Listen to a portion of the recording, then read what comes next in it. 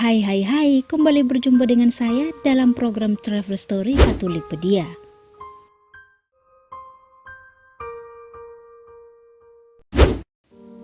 Paus Fransiskus selalu punya daya tarik tidak saja bagi umat Katolik, tapi juga umat dari agama lain di seluruh dunia. Dengan posisinya sebagai pemimpin tertinggi gereja Katolik sedunia, semua sikap dan tindakan Paus Fransiskus selalu jadi perhatian semua orang. Selain menjalankan tugas dan tanggung jawab utamanya sebagai nakoda umat gereja Katolik, Paus Fransiskus juga kerap melakukan tindakan-tindakan sederhana yang terkadang membuat umat Katolik tercengang. Kejutan-kejutan kecil itu seakan mengamini bahwa kasih dapat diungkapkan dengan hal-hal kecil dan sederhana. Tim Katolikpedia mengumpulkan 10 kejutan kecil ala Paus Fransiskus dengan harapan menginspirasi kita untuk tetap semangat berbagi kasih kepada sesama melalui hal-hal paling sederhana dan mudah kita lakukan.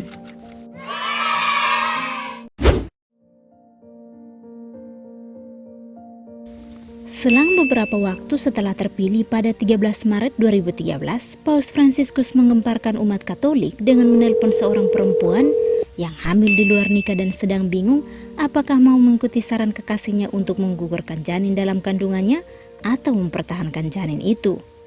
Dalam suasana kalut itu, Anna Romano menulis sepucuk surat kepada Paus Fransiskus dan menumpahkan semua kegelisahannya. Sri Paus berjanji untuk menjadi ayah spiritual bagi bayi tersebut dan akan membaptis bayi itu setelah Anna melahirkan.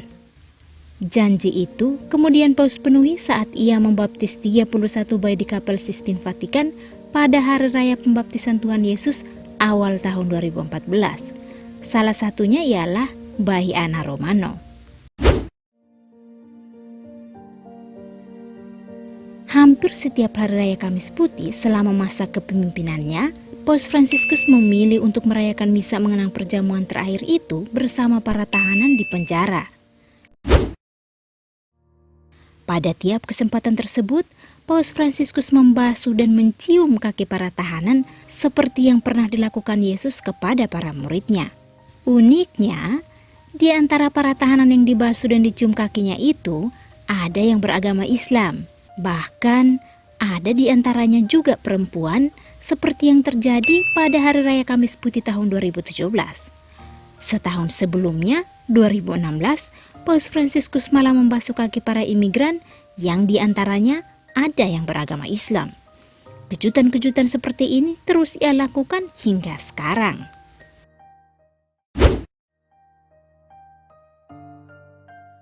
Pertengahan tahun 2018, Paus Fransiskus membuat sejumlah umat di gereja Santo Stefanus Abyssinians, kota Vatikan, tercengang. Bagaimana tidak, ketika itu umat sedang bersiap untuk mengikuti misa pernikahan seorang mantan Swiss Guard atau pasukan pengamanan Paus bernama Luca Elia Maria Scaffer dan kekasihnya. Sepengetahuan pasangan ini dan umat yang hadir, misa dipimpin Romo Renato dos Santos. Ketika Romo Renato memasuki sakristi jelang misa, Paus Fransiskus sudah berada di sana. Romo Renato pun terkejut. Baik pengantin maupun umat dibuat tercengang karena Paus Fransiskus bertindak sebagai selebran utama.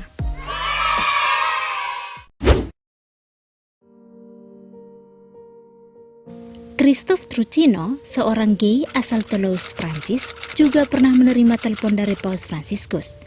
Seperti Anna, pada 2013, Christophe menulis sepucuk surat kepada Paus Fransiskus. Di situ, ia menceritakan pengalaman diskriminatif yang ia terima dari teman-teman sekolah dan lingkungannya. "Aku seorang Katolik, tapi aku gay," kata Christophe menjelaskan salah satu kalimat dalam suratnya itu. Paus Fransiskus kemudian menelpon pria berusia 25 tahun itu untuk memberikan dukungan dan agar ia tetap tegar dalam menjalani kehidupannya. Christophe mengaku pembicaraan singkat itu sampai membuatnya meneteskan air mata. Perihal isu gay, Paus Fransiskus pernah mengeluarkan sebuah pernyataan dalam perjalanan pulang dari kunjungannya ke Brasil. Ketika itu, Paus ditanyai wartawan bagaimana sikap gereja Katolik terhadap LGBT. Paus menjawab dengan sangat bijaksana dan mencengangkan. Jika seseorang adalah gay dan ia mencari Tuhan serta punya niat baik, Siapa saya yang berhak menilainya?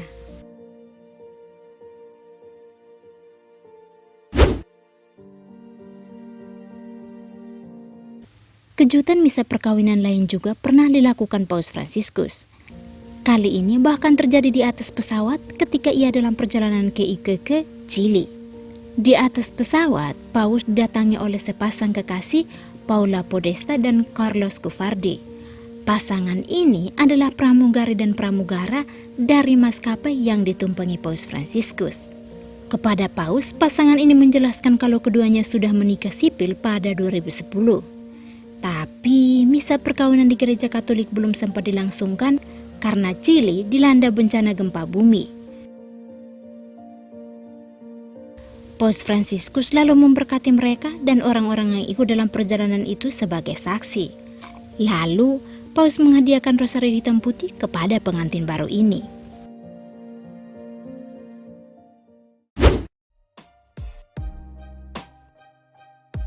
Kejutan berikut ini masih terkait kunjungan Paus ke Chili. Umat yang menyongsong kedatangan Paus Fransiskus dibuat tercengang setelah ia turun dari mobil kepausan demi menolong seorang polisi perempuan yang terjatuh dari kuda. Insiden itu bermula saat kuda yang ditunggangi polisi perempuan itu kaget oleh bunyi siren lalu melompat. Melihat polisi perempuan berkuda itu jatuh, Paus pun turun mengambil perempuan itu dan memberikan pertolongan. Tindakan ini membuat umat yang berdiri di sepanjang jalan terkejut.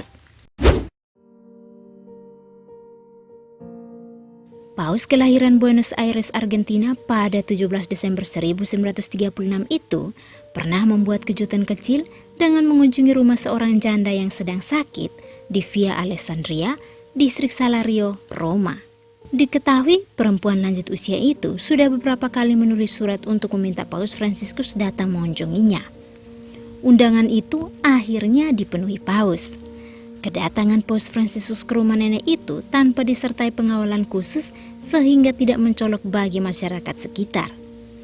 Kunjungan itu baru diketahui para tetangga ketika Paus Fransiskus sudah mau pulang ke kediamannya. Mereka pun buru-buru berkumpul di halaman rumah si nenek dan meminta berkat dari Paus Fransiskus.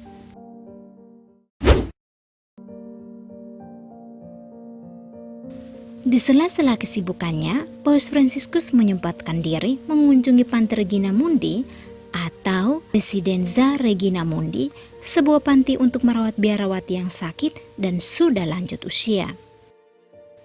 Kunjungan mendadak ke Panti Regina Mundi membuat para suster putri kasih yang mengelola pantai ini terkejut.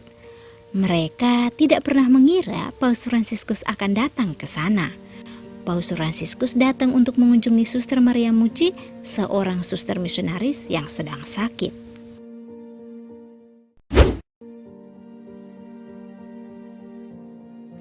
Jauh sebelum COVID-19 merebak hingga membatasi aktivitas di Vatikan, Paus mendirikan sebuah klinik sederhana, bisa juga disebut rumah singgah sementara, di dekat lapangan Basilika Santo Petrus. Klinik ini melayani pengobatan untuk orang-orang miskin. Paus Fransiskus berulang kali mengunjungi klinik ini tanpa pemberitahuan sebelumnya. Kalau ia lewat di situ sore hari dan tidak sibuk, biasanya ia menyempatkan diri untuk berkunjung. Kunjungan tiba-tiba ini biasanya membawa kegembiraan bagi para perawat dan orang-orang miskin yang kebetulan lagi berobat.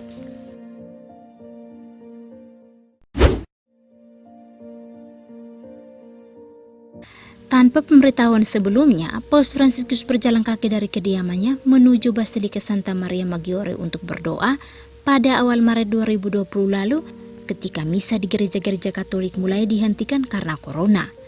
Setelah berdoa di sana, Paus menyusuri jalan kota Roma yang sepi menuju gereja Santo Marcello. Ziarah singkat dan doa ini Paus persembahkan untuk pandemi COVID-19 dan para korban yang meninggal karena virus mematikan ini. Foto Paus Fransiskus berjalan kaki ini sempat viral dan mengejutkan umat Katolik, sebab tampak bahwa Paus berjalan kaki tanpa pengawalan ketat juga tiba-tiba. Inilah sejumlah kejutan kecil ala Paus Fransiskus. Pasti masih banyak tindakan-tindakan Bapak Suci Fransiskus yang membuat gereja dan dunia tercengang dan belum sempat kami rangkum di sini. Teman-teman yang punya informasi valid boleh menambahkan di kolom komentar. Terima kasih sudah mengunjungi Travel Story Katolikpedia.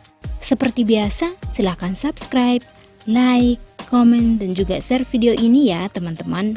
Terima kasih. Tuhan memberkati.